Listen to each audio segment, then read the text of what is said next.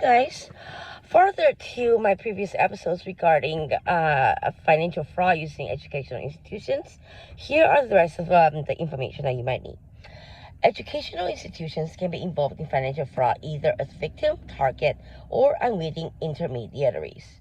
Common themes include: first, student financial aid fraud, using stolen identity to apply for student loan, grants, bursaries, or scholarships and incriminate the person. Enrolling ghost students solely to obtain financial aid.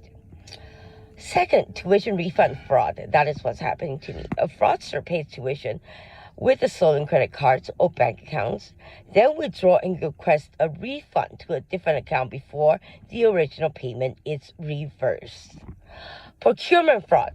Employees or vendors submit false invoices, inflate contract prices, or accept kickbacks for purchasing goods and services.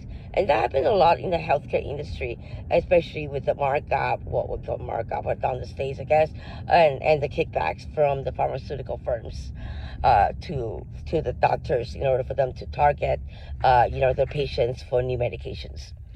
4, payroll fraud. Creation of fictitious employees, unauthorized salary payments, or manipulation of overtime and expense claims. And this can come from within internal, or it can be from hackers, or it can be a conspiracy. Research grant fraud, misrepresenting research results. Well, that's going to get you kicked out of PhD. Falsifying expenses or diverting research funds for unauthorized purposes. And this happened a lot for PhDs. Scholarship fraud.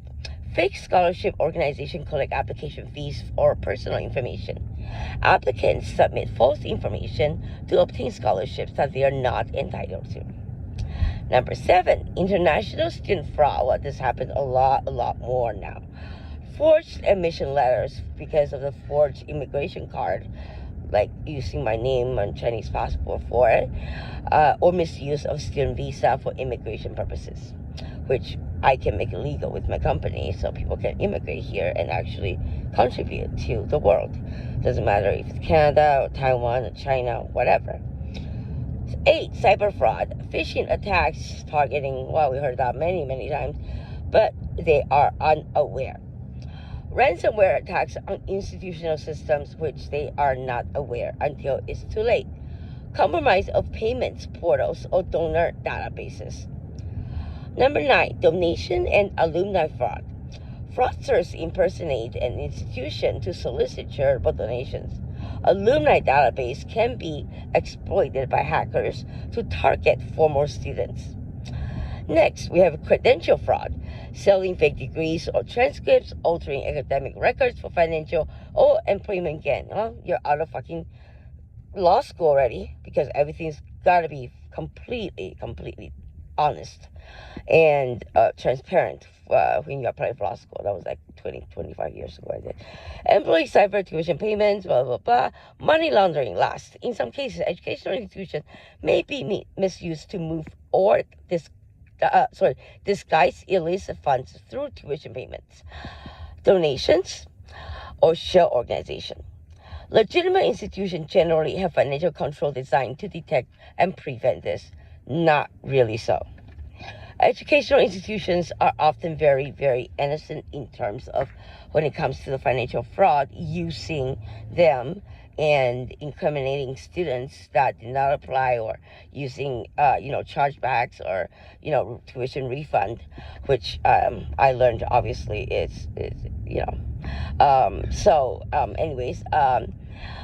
educational institutions often implement controls such as segregation of duties, independent audits, identity verification, secure payment system, procurement oversight, and cybersecurity measures to reduce the risk of these frauds.